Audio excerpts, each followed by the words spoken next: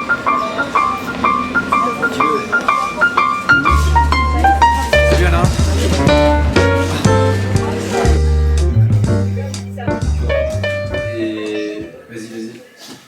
la retrouve au parc et du coup, tu sais, elles finissent par se réconcilier et puis elles finissent par l'amener dans les feuillages. Là. Moi, je suis très heureux ce soir que tu sois là, Marie. Je sais que il y a quelques jours, tu étais en voyage, je ne sais pas, à la Viennale. À la Viennale, ouais. C'est ça. Viennale, c'était... C'est à Vienne, c'est le festival de cinéma de Vienne. Et tu présentais Barking in the Dark, le nouveau film, c'est un moyen métrage sur le groupe The Residents. D'accord, ok. Qui est un groupe de collaborateurs, collaboratifs, je ne sais pas comment on dit, qui chantent, qui sont aussi dans la performance et qui sont toujours masqués depuis toujours. Donc personne ne connaît leur identité. Ah, ok. Et l'image la plus iconique peut-être d'eux, c'est le highball.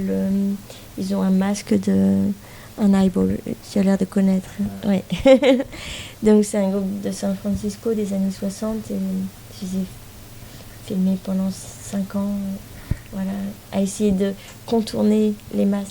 D'accord, savoir qui... Je parle pas, je sais que tu... Non, mais c'est bon, on a une captation et ça sera, ça sera toujours plus propre que ce qu'on a... Voilà. Ok, mais c'est intéressant parce que pour ceux qui ne connaissent pas ton travail, c'est quand même ton rapport aux performeurs, aux artistes, à la musique, c'est quand même un fil conducteur important de ton travail depuis des années et des années. Sans le savoir. Hein. Sans le savoir, mais tout en le faisant quand même. Tout en le faisant, mais je crois que le son, en fait, comment performer le son, comment enregistrer ou filmer par les images, comment le son existe au cinéma en fait, parce que je pensais même à Félix in Wonderland, le film sur Félix Kubin, qui sont des performances sonores où il est en train de travailler, c'est Félix, c'est ça, comment filmer justement les performances des microphones et les destructions du micro et donc la fin de certains sons, comment on filme le son, le processus créatif de la musique, quoi. C'est vrai que c'est quelque chose qui m'émeut parce que en fait aussi le son et la musique c'est toujours tellement direct et tellement profond. Dès qu'on écoute une musique ou une chanson, on est ému ou énervé ou agacé ou révolté ou plein d'énergie. Enfin, c'est instantané la musique et c'est vrai que c'est un endroit difficile à nommer aussi. Mais si on revient quand même un peu sur ton parcours, parce que toi, tu as fait des études en France de littérature, mais après, tu as vécu longtemps aux États-Unis, à New York. 25 ans. Voilà, tu as fait les Beaux-Arts là-bas, c'est ça ? Oui.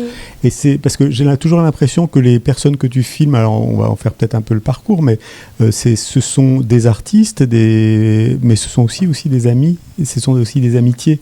Et je trouve que c'est ce qui fait vraiment la particularité aussi de ton cinéma, c'est-à-dire que c'est la découverte d'une personne qui est dans l'exercice de son art, mais c'est aussi l'histoire de votre amitié aussi. C'est d'abord ça en fait. Voilà. Ouais, donc comment raconte-nous comment c'était peut-être rentré, comment tu as pris la caméra et tu t'es décidé à dire tiens j'ai envie de faire un film sur... En fait j'en savais rien, tout ça c'est des gestes de vie et des milieux et des moments de...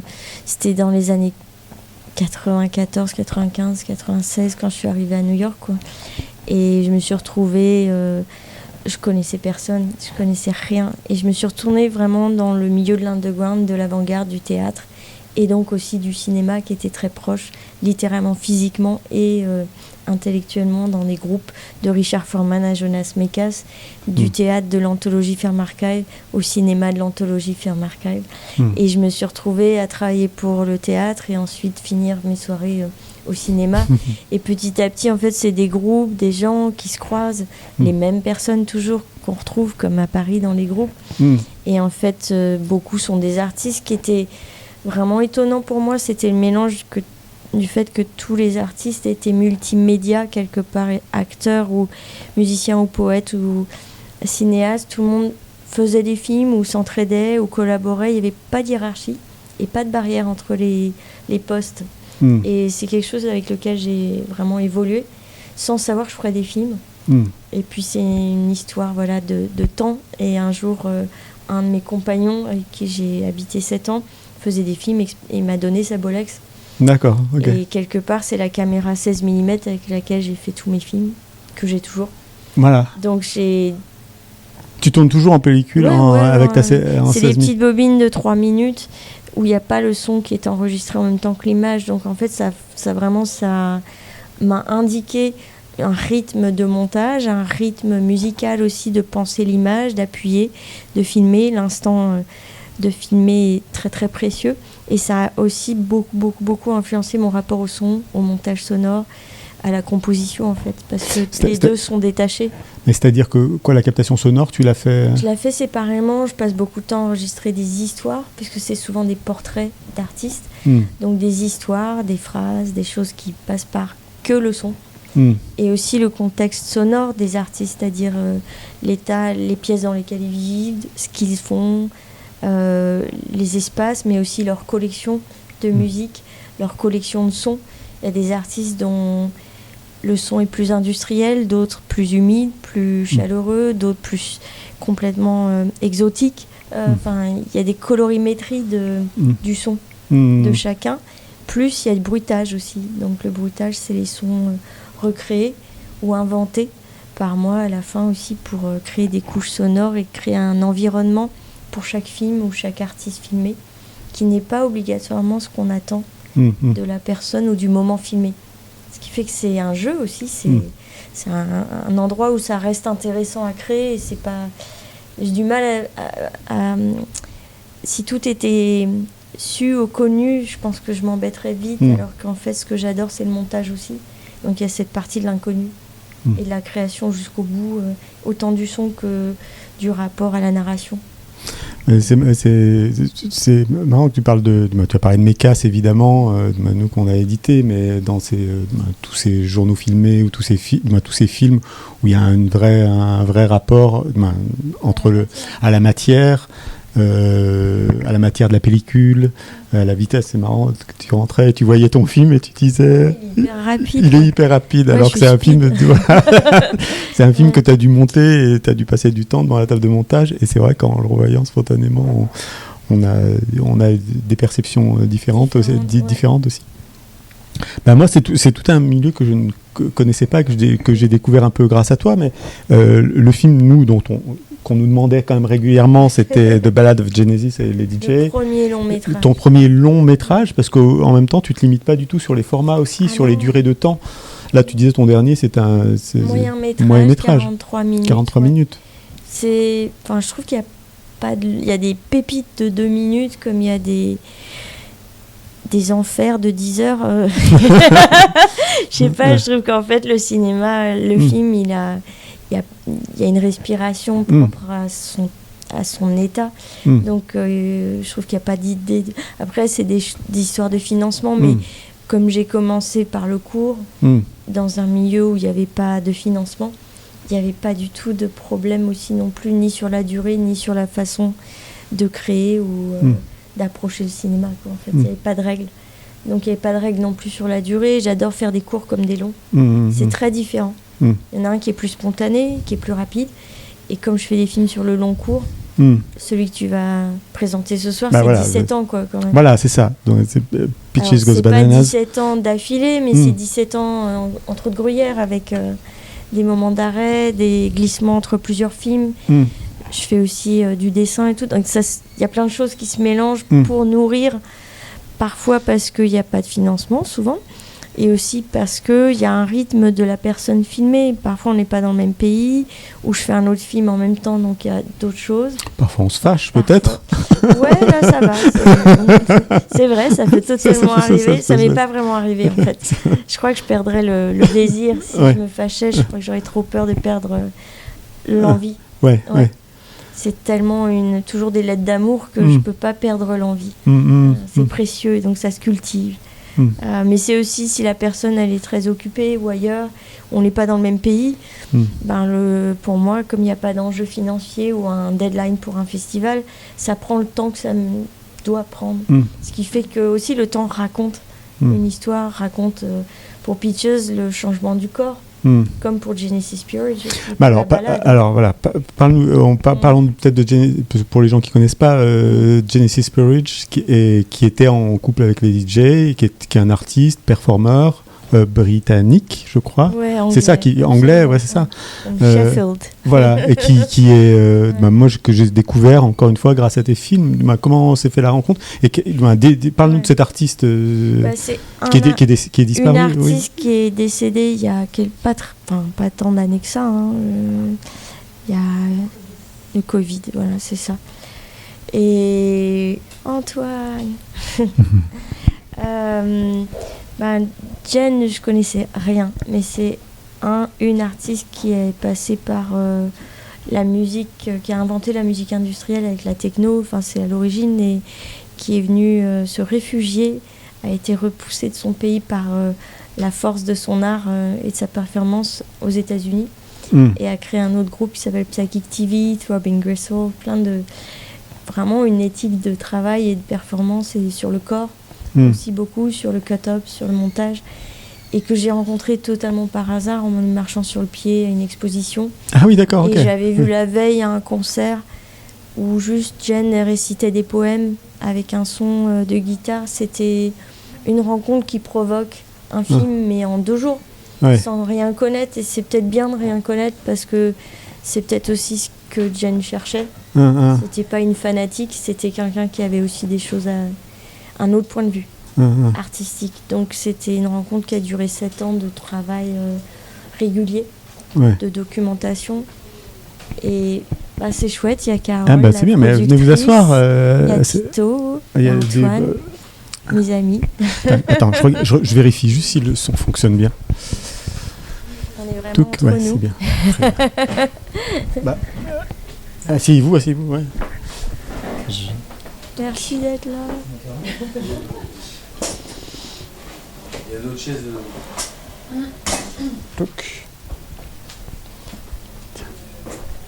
On est les retardataires.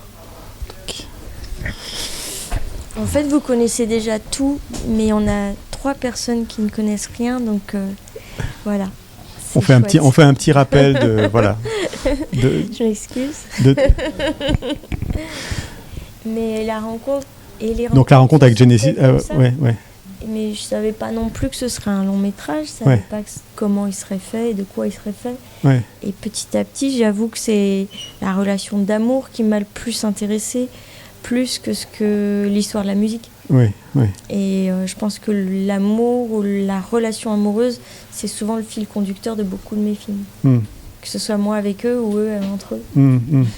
Mais parle-nous de ce couple quand même,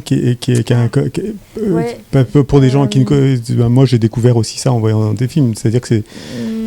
En fait, Genesis a fait beaucoup de travail sur le cut-up, qui était l'invention au moment de Burroughs, les années 70, de mettre, quand on mettait un poème ou une phrase à côté d'une autre, que ça crée un 3e sens. Et Genesis a fait la même chose avec son corps, beaucoup, avec la musique déjà, des sons les uns à côté des autres en collage qui créent une certaine musicalité, ou des poèmes aussi, ou des posters, une façon de construire son art. Et elle a fait la même chose avec son corps aussi, c'est-à-dire de changer par amour pour sa femme. Les DJ, elle a transformé son corps pour ressembler à l'autre, pour créer un être sans genre, qui soit unique et qui soit un mélange des deux par amour, qui s'appelle le pandrogyne. Donc c'est assez barré et c'est assez merveilleux aussi, c'est un acte d'amour très puissant et en même temps artistique, parce que c'est vraiment un acte qu'on fait pas tous et toutes. Donc voilà, et le film s'est tourné quand même beaucoup sur ça. Oui. Ce qui m'a plus intéressée, c'était leur relation amoureuse et la force de cette émotion et de ce travail, plus que la construction sonore de leur art qui était là et qui est présente, mais c'est le cut-up qui m'a intéressée, peut-être, le collage, la transformation du corps. S'il y a des questions, n'hésitez pas, moi j'ai un micro, mais on fait circuler et profitez de la présence de Marie. Mais donc c'est sur ce tournage-là que tu croises aussi Peaches. Ouais, complètement. Voilà, c'est ce que j'ai. Oui, c'est vrai que les films s'intercroisent et les histoires se croisent. Moi, j'étais très surpris des durées, en fait, les durées sur lesquelles. Non, mais c'est-à-dire que c'est vraiment en années. C'est vrai que quand j'ai été à la première fois en Europe de New York, c'était en 2006 et ça a été le concert de Genesis à Bruxelles. Et quand je suis arrivée là-bas, j'avais jamais été à Bruxelles, dans le couloir il y avait Peaches et je savais pas qui était Peaches et elle nous a accueillis et en fait je n'avais rien compris.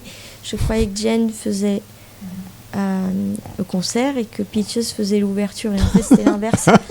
J'avais pas compris l'importance de Peaches et qui c'était et en gros elle était dans le couloir avec des costumes à paillettes et les deux, Jen et Peaches, c'était très doux, très beau cette rencontre et Peaches m'a dit mais pourquoi tu me filmes pas moi aussi avec ta caméra et viens dans notre loge, j'ai fait une bobine puis je lui ai envoyé gentiment comme je fais souvent quand je filme quelqu'un quoi, que ce soit pas une image volée mais une image partagée quand même. Et elle m'a dit mais c'est génial, je reviens à New York, tu veux pas qu'on prenne un café en gros et une relation s'est établie. Et puis elle m'a emmenée voir sa sœur. Une fois que j'ai rencontré Souris, sa sœur, ça a été pour moi un sentiment qu'il y avait peut-être un film qui m'intéressait du côté de Souris.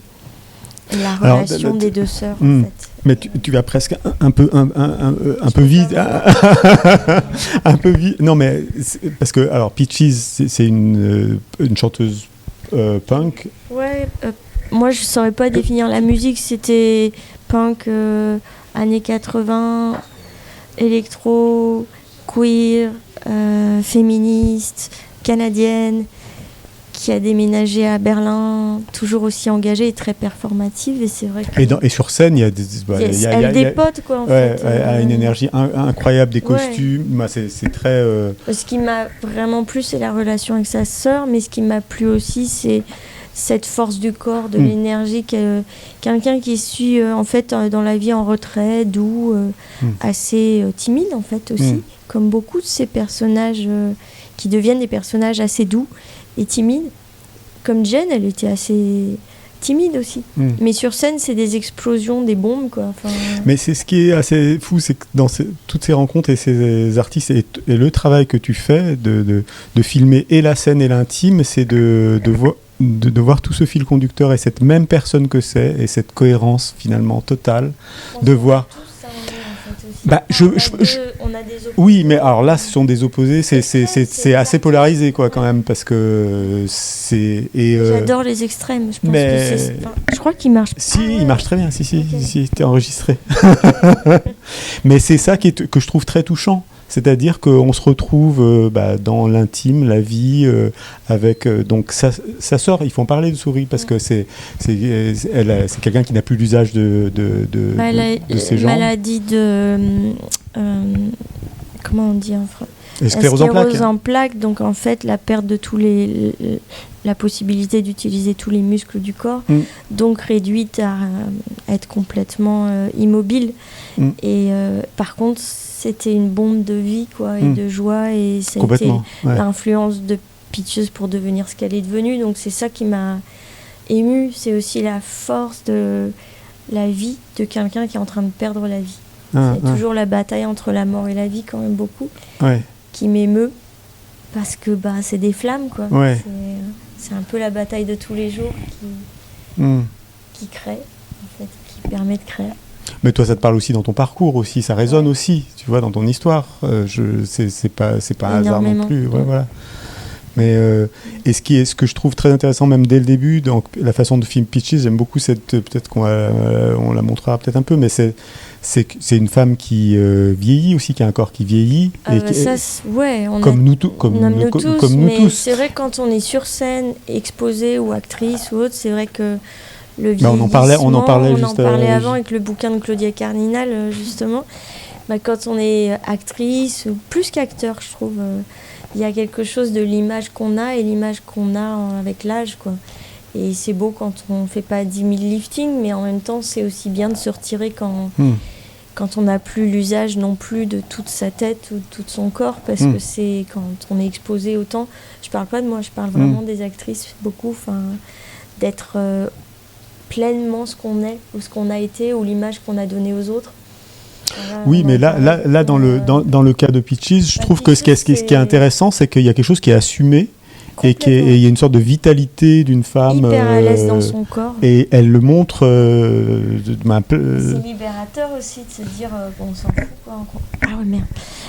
On continue à à créer, à vivre et à vibrer, à aimer son corps malgré les bourrelets du temps, malgré l'énergie qui passe. Enfin, la ménopause. La ménopause, toutes ces choses qu'on traverse en tant que femme ou homme, hein, autrement, avec le corps qui vieillit, mais de l'aimer quand même parce que ça demande... on peut devenir de plus en plus à l'aise presque avec soi-même. Mais c'est ça, c'est ce qu'elle propose. C'est ce qu'elle propose. C'est ça que je trouve assez réjouissant. Et ça rend le corps beau et ça la rend belle aussi. Ouais, complètement. Et forte et puis décomplexée. Ouais. Parce que c'est quand même son corps qui est au service de l'art. Pour le coup, c'est un peu comme Genesis, c'est des corps sur scène et c'est par leur corps que aussi la musique et la performance existent. C'est des mises en scène quand même sur scène. Oui, après les costumes et les propositions de Peaches, c'est quand même assez extrême. C'est des seins partout, c'est des vagins partout, c'est des. Ouais, ce qui n'est pas obligatoirement mon trip non plus. Non, mais ce que je veux dire, c'est qu'elle met en avant ce qui est quand même, elle va frontalement vers des tabous sociétaux. Ça, j'adore. Je pense que tous les films dont tu parles, c'est des artistes qui foncent dans les tabous, que ce soit Cassandro, être queer dans la lucha libre, Genesis.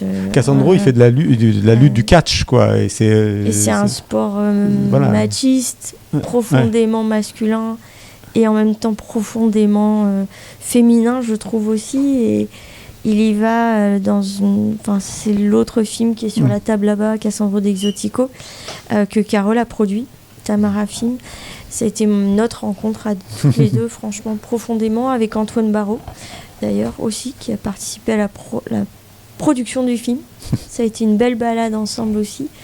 Et c'est aussi un parcours entre le corps et l'abus, et le corps et la magnification du moment où on ne peut plus aussi être à la hauteur du corps. Et le tabou aussi d'être gay dans un milieu où c'est extrêmement mal admis. Et d'en faire quelque chose de beau, justement, et resplendissant.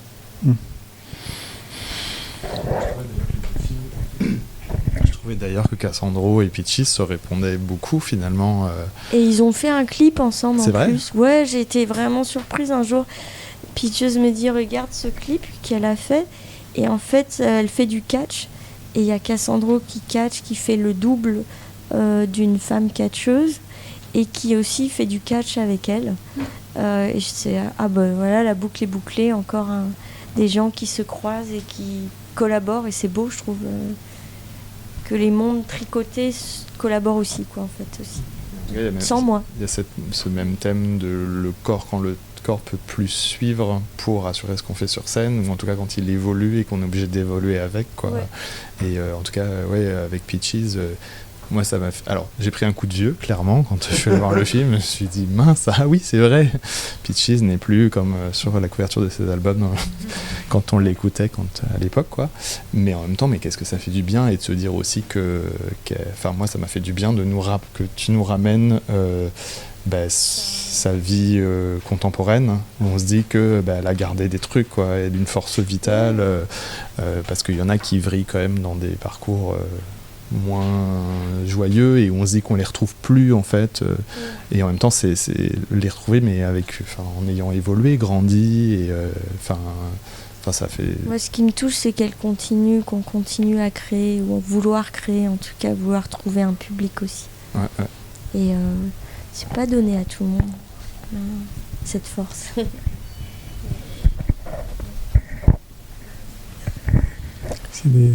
J'en allais voir l'expo de Guston et je pensais à Peaches. Tout est rose cette année pour moi.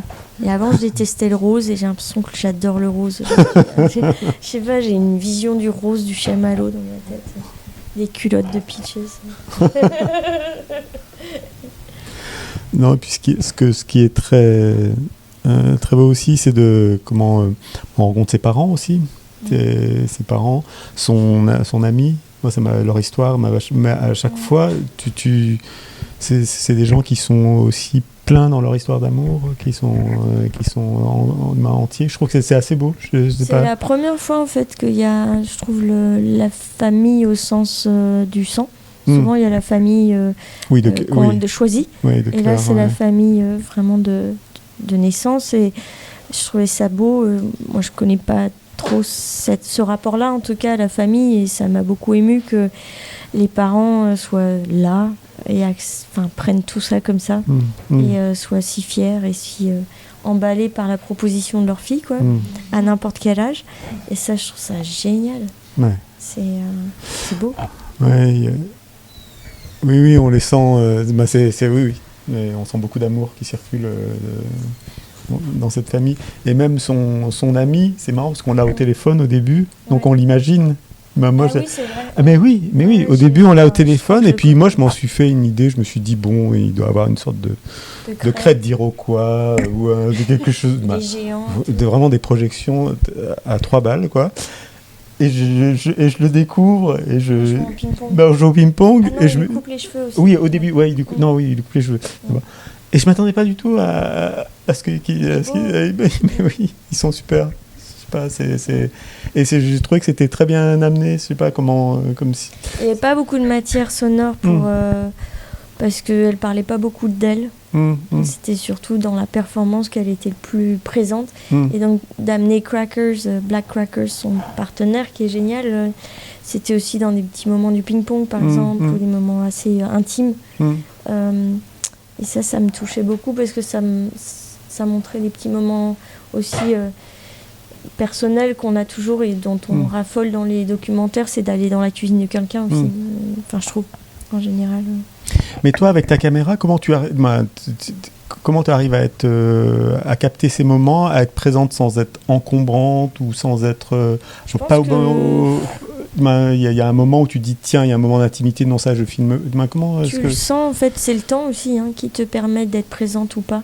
C'est-à-dire qu'au bout d'un moment, c'est comme un contrat, on s'est serré la main, on a le droit d'être là. Tu sais quand tu peux sortir la carabine ou pas, en gros, parce que ou c'est gênant et toi t'es gêné donc t'oses pas, ou c'est gênant mais tu sais que c'est un très beau moment qu'il faut pas rater et que tu sais que c'est bien de le filmer, qu'ils t'en voudront pas et que c'est ok, enfin c'est quelque chose dans la sensation que je saurais pas définir par des mots. Je sais que si je suis mal à l'aise, je filme pas du tout. Après, souvent, ils m'oublient aussi, franchement. Ouais. T'es là, par terre, dans un coin, en train de filmer un truc, et eux, ils ont oublié que t'étais là aussi, parce que le temps passe. Je suis pas en train de filmer tout le temps, j'attends souvent, comme ça, un petit coin, aussi. Tu dois avoir une matière de rush Non, pas tant que ça. Les rushs, c'est pas immense parce que le film c'est cher, et aussi je filme pas. C'est précis quand je filme. Alors que d'où je me perds en vidéo d'ailleurs, parce que la vidéo, tu sais que tu peux filmer à l'infini, et en fait je m'embête assez vite aussi parce que je sais que ça continue à filmer et que j'ose pas. Ça s'arrête pas tout seul, c'est à toi de le faire, donc c'est trouver une sorte de respiration du rythme pour aussi arrêter, pour que ça corresponde au moment voulu du tournage et pas plus ou moins en se disant ça pourrait être utile ou pas. C'est plus le son qui est gigantesque. La matière sonore, c'est vraiment la matière la plus volumineuse. Et pour les concerts et tout ça, Alors là, c'est les moments où j'enregistre le moins. D'accord. Parce que la musique est tellement forte que ça sature direct sur mon micro. Donc je vais plutôt voler ce qu'il y a sur le board, ce que eux ressortent très bien enregistré des concerts. Par contre, ce qui m'intéresse, c'est la matière des coulisses. Les va-et-vient, les rencontres entre eux, les amis qui passent, les sons des couloirs, les annonces du timing. En fait, les coulisses, c'est l'endroit que j'aime le plus au monde, n'importe où, je crois.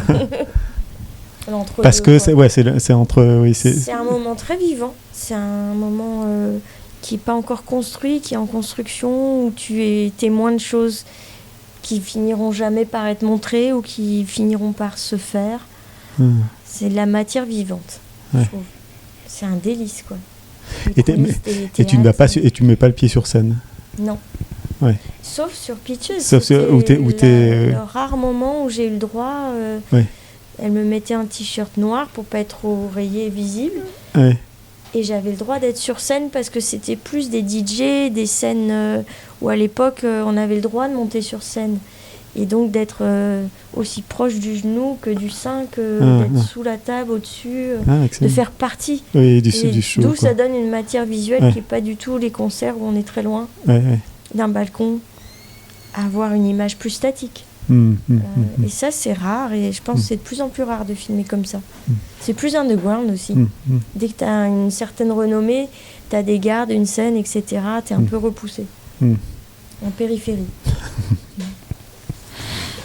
Quand c'est punk et tout s'éclate et tout tombe en morceaux, tu as le droit de faire partie du décor. Plus. Et ça, c'est ce que j'aime. Des questions aussi mais il n'y a que des c'est amis, Clément, alors oui, mais heureusement qu'ils sont là, oui, ils viennent te tenir chaud. Ils doivent en avoir marre de m'entendre aussi pour la unième fois.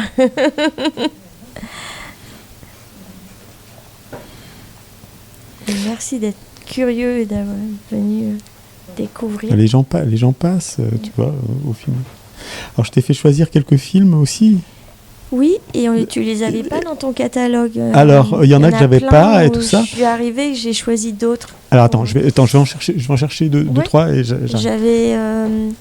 C'était en rapport avec des choses du film et pas juste des films que j'aime, etc., mais plus de Peaches aussi. Et j'avais choisi un en premier, c'était Ross McElwee de Sherman's March, qui est vraiment un film que j'adore plus que tout. C'est comment filmer les êtres aimés, en gros, documentaire, une certaine approche de la caméra aussi. Et il est plus édité. Le deuxième, c'était Grey Garden des frères Maisel, le rapport familial entre mère et fille, et il est plus édité. Attends, il faut juste dire un mot sur Grey Garden. Il y a des gens qui n'ont pas vu Grey Garden. C'est les frères David et Albert Maisel qui étaient vraiment extraordinaires et qui habitaient à New York et qui, entre frères, ont commencé le cinéma comme ça aussi. Ils sont partis en Russie filmer dans un hôpital psychiatrique, premier film quand même. Et puis après, c'est que des documentaires. Ils ont beaucoup filmé, dont un film que j'adore, c'est Grey Garden. C'est vraiment la mère et la fille, Edie et sa maman, dans une maison en ruine. Qui sont des cousines des Kennedy. Donc il y avait un passé royal important, ça, très important, vraiment riche. Et d'un seul coup, vivaient dans une sorte de pauvreté camp, joyeuse, et qui sont filmés d'une excentricité folle, et qui vivent encore ce moment comme si elles étaient encore dans ce château. Et ça crée un décalage qui est terriblement fort et douloureux et beau en même temps. Quelque chose un peu décadent, qui frôle la folie, qui est un peu border, et en même temps qui est sur la folie. Qui est beau et en même temps qui s'adresse aux réalisateurs tout le temps, qui les drague même tout le temps en fait. Mais elles se mettent en scène en permanence. Pour lui. Et donc j'ai choisi ce film parce que pour moi c'était vraiment un pied dans ce qui m'a le plus bouleversé à New York comme rencontre et aussi ce qui m'a accompagné tout le temps. Et je trouve qu'il y avait quelque chose en rapport avec Peaches aussi et sa sœur. Très bien, tout ça a du sens. Alors là, ça avait rien à voir avec mon choix, mais je l'ai vu dans les films expérimentaux. Je connais pas du tout.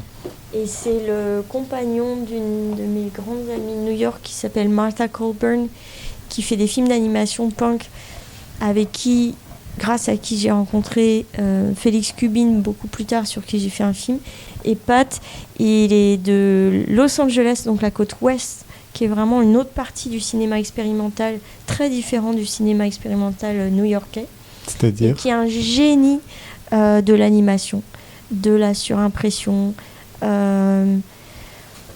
Pourquoi c'est très différent côte est, côte ouest ? La côte est, New York, c'est quand même beaucoup plus dans la ville qu'est New York, qui est une ville où on marche, et pas une ville en voiture, qui est une ville où la côte ouest, les paysages, la culture se retrouvent dans le cinéma. La côte est, l'avant-garde, c'était le théâtre, le côté queer aussi, qui a été très important dans Jack Smith, dans Kenneth Anger, c'est des gens de la côte est. Et j'avais choisi le coffret de Kenneth Anger, mais il est plus édité. Mais c'est nous qui l'éditions et il est épuisé malheureusement depuis quelques années.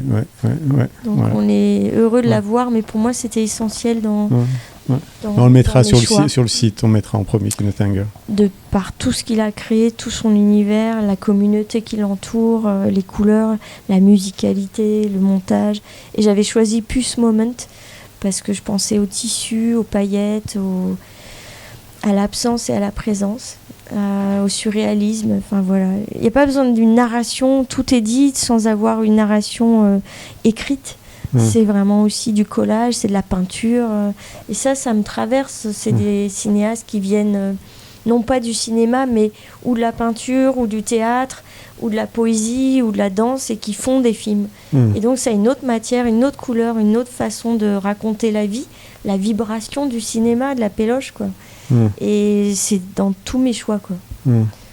Et sauf qu'il n'y a rien de ce que j'ai... Voilà, j'avais choisi un autre, Guiraudy, on en revient à un autre. Mais j'adore Guiraudy, ça a été un choc pour moi de le découvrir en Europe. Parce que je ne connaissais pas à New York. Tu l'as découvert avec quel film ? Ces films ne venaient pas à New York à l'époque, c'était trop français, la langue et tout, et ça a vraiment fait un pas. Et aujourd'hui, il est beaucoup présenté à New York, mais à l'époque, il n'était pas du tout présent dans son cinéma. Et j'avais mis ça en parallèle avec John Waters, parce que pour moi, c'était mon choix. Cry Baby, John Waters, c'était vraiment le cinéaste qui m'a accompagné à New York par excellence, dans tous ses choix de sujets. Et je les ai découverts par le premier film que j'ai fait sur Mike Kuchar, les frères Kuchar, qui ont été les inspirations vraiment du cinéma de John Waters. C'est lui qui a écrit un bouquin sur eux. L'introduction, etc. Donc c'est le cinéma camp de New York, des frères Kuchar, queer, les frères jumeaux qui ont gagné leur vie en faisant des dessins pornographiques avec Crumb. C'est comme ça que j'ai découvert John Waters. Ça a été une avalanche pour moi. Donc c'est grâce à ça que j'ai découvert aussi Guiraudy. C'était des penchants de vie, de goût, de poésie, d'un certain monde qui m'a accompagnée. Donc les deux allaient ensemble. On les met à côté. Bon, il n'y avait pas Ross McElwee, donc j'ai choisi Robert Kramer. Il n'y avait pas Die Pennebaker, le film sur Don't Look Back, sur Bob Dylan, qui m'a toujours accompagnée, parce qu'il y a une caméra quand même que j'ai retrouvée, et à travers le cinéma des frères Maisel, des frères et de Robert Kramer, qui est quand même... Parle-nous un peu de Robert Kramer. Mais c'est pas du tout ce film auquel je pensais. Tu pensais juste les autres. C'est le fait que de filmer à une certaine époque, d'être vraiment chef opérateur, réalisateur, d'être dans les films, c'est des autoportraits de la vie américaine quand même aussi, des traversées des États-Unis, de ce qu'est la politique américaine à travers des personnages que nous on met en paillettes, etc., mais qui racontent, qui ont un bagage américain. Moi, ça m'a tellement accompagnée, ça fait partie de pourquoi je suis partie à New York. On a des légendes antennes, et puis en même temps on se rend compte de la dureté de la vie, des vies américaines profondes, de la vie des États-Unis dans les terres perdues, et il en a fait Route 1, c'est des traversées de paysages américains. Juste toi, t'en es où par rapport à ce pays-là aujourd'hui ? Je suis plus là-bas. Oui, mais aujourd'hui, quand tu le vois de loin. Je suis pas allée depuis 4 ans, et la politique est atroce. Je sais que mes amis en souffrent beaucoup. Beaucoup sont partis de New York, en fait, ou sont décédés, et ils subissent. Mais en même temps, New York reste New York, et reste à part, parce que quand même beaucoup de copains m'ont dit qu'ils continuaient leur vie en faisant beaucoup de manifestations, etc. Ils se battent pour leurs droits, ils se battent pour les droits de ceux qui doivent continuer à exister. Et Trump et tout ça touche beaucoup moins New York que toute l'Amérique quand même qui a voté pour lui. C'est pas New York qui a voté Trump. Donc il y a quand même il y a la politique du côté de la gauche qui reste quand même très présente à New York, avec une énorme communauté européenne d'immigration. Donc c'est quand même une ville à part qui reste quand même très élevée dans ce qu'ils peuvent vivre et créer, mais c'est hors de prix. Donc c'est aussi devenu une ville où c'est difficile de survivre, qu'il n'était pas à l'époque où j'y suis allée. C'est plus du tout... Moi, je peux plus me payer un café à $8. Donc c'était quand même 50 cents à l'époque. Il y a une différence au quotidien, donc il n'y a pas les mêmes gens qui l'habitent, mais ça continue à garder quand même une énergie de vie qu'on n'a nulle part ailleurs. Quand tu reviens de New York, tu as quand même une pêche... You feel like Peaches Goes Bananas. Quand même. Ça vient d'où d'ailleurs le titre? Redis-nous l'anecdote. Je mangeais un banana split avec Jonathan Cowett Et réalisateur de Tarnation Tarnation, ouais. à Williamsburg. Et enfin, moi, j'aime pas les Banana Split et Jonathan adorait. Et j'étais là, ouais, mais Peaches, je sais pas comment, et pêche, banane, gna gna gna et tout. Et on était, en même temps, on a fait Peaches Goes Bananas. Et c'est vraiment un titre, je savais pas que je ferais un film en entier. Je savais pas ce que le film serait, mais j'adorais le titre. Même s'il existait pour 1 minute de film, j'aimais le titre avant le film. The Wonders, c'est... Les merveilles d'Alice Rohrwacher. J'ai vraiment découvert son travail en arrivant en Europe aussi, et récemment plus. Et j'aime tous ses films. Et celui-là, il y avait le côté familial qui m'a beaucoup plu. Puis aussi toute l'approche de l'émerveillement, du surréalisme, passer du documentaire presque à la fiction, les Wonders, les merveilles quand même. Les rapports durs aussi de la famille. C'est ça, c'est choquante et en même temps amoureuse. Ouais. Enfin, il y a de l'amour.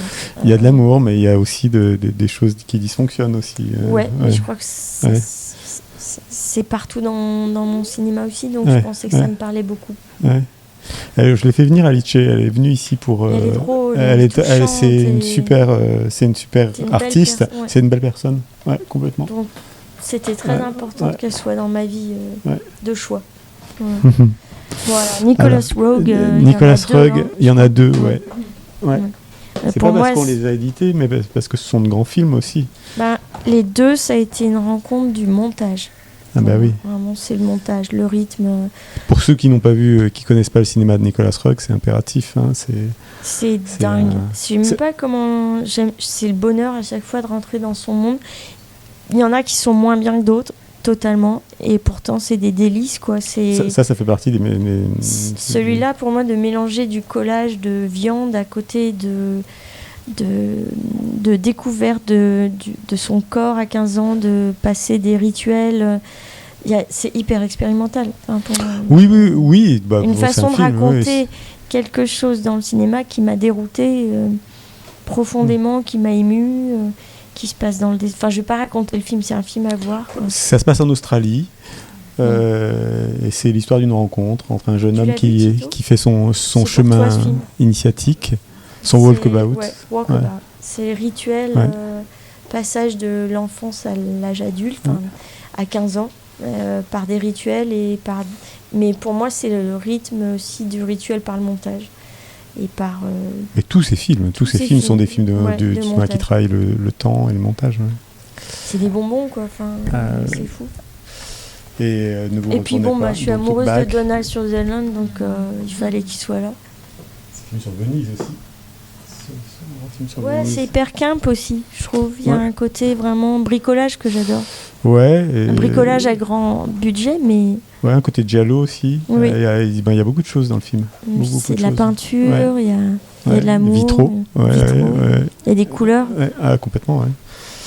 Bon, les chaussons rouges, c'était évident pour moi, mais c'était aussi la peinture, le surréalisme, la danse, l'émerveillement du cinéma de cette époque. C'est du cinéma peint. Il y a carrément des décors peints. On avait présenté avec Antoine, c'était drôle, un cours sur la comédie musicale. Il y a des étudiants qui étaient hyper jeunes, qui étaient c'est que la merde ça et tout. Puis on avait passé la séquence des rideaux, des dessins surréalistes et tout. Puis ils nous avaient regardé, ils disaient ok, respect. Et je me souviens de ce mot, respect. J'étais là, waouh. Respect, Powell, Presse Burger, respect. C'était incroyable, j'étais là, ça c'est... Puis même le thème en fait de danser jusqu'à la mort, c'est de créer jusqu'à la mort, en fait, de ne pas pouvoir s'arrêter. L'obsession de créer jusqu'à ne plus pouvoir contrôler, que les pieds dansent jusqu'à se tuer, c'est le plus fort que tout pour moi. C'est tragique, ouais. C'est sûr. Et encore la danse, mais c'est l'acrobate de Paulette, c'est tellement drôle, tellement émouvant. Puis c'est un concours de danse où... Enfin, je sais pas, c'est le Buster Keaton, il est... complètement. C'était le Buster Keaton français.